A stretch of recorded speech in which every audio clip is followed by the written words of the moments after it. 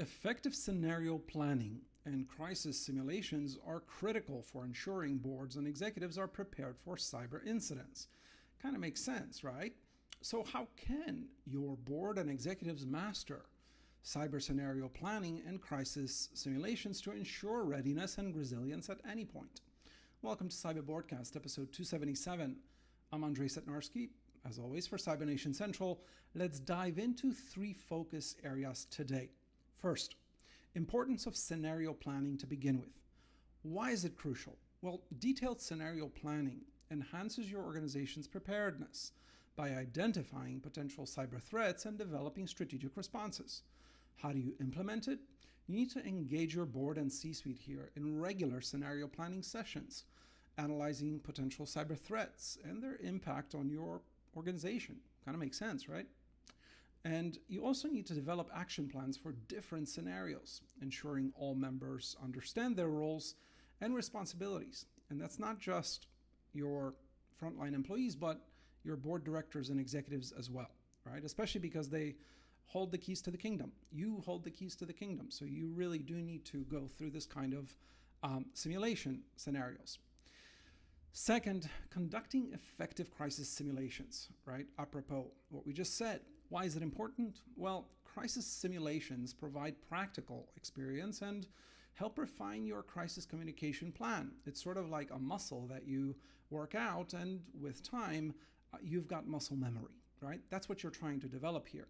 So how do you implement it? You have to run regular simulations that actually mimic real-world cyber incidents. So you kind of have to play around with what does that mean for you and your organization and your team and your board and your C-suite, etc.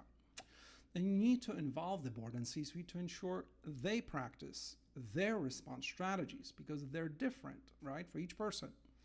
And make sure you use advanced simulation tools to create realistic scenarios, not some hyped up ones, and that you stress test your communication protocols from there. And finally, third, lessons learned from past simulations and real-world incidents. Why is it valuable? Well, analyzing past simulations and real-world incidents helps identify strengths and areas of improvement. Kind of makes sense for any executive, right, and any board director. How do you implement it? Review the outcomes of previous simulations and actual incidents, focusing on what worked well and what didn't. And be very honest. Where did we screw up, right? Not to blame, but to improve, right? That's my mantra always.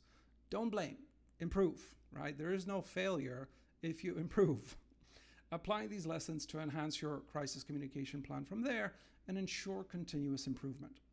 And as you can see, by mastering scenario planning and crisis simulations, most certainly your board and executives will significantly enhance your organization's readiness and resilience to cyber threats and cyber incidents.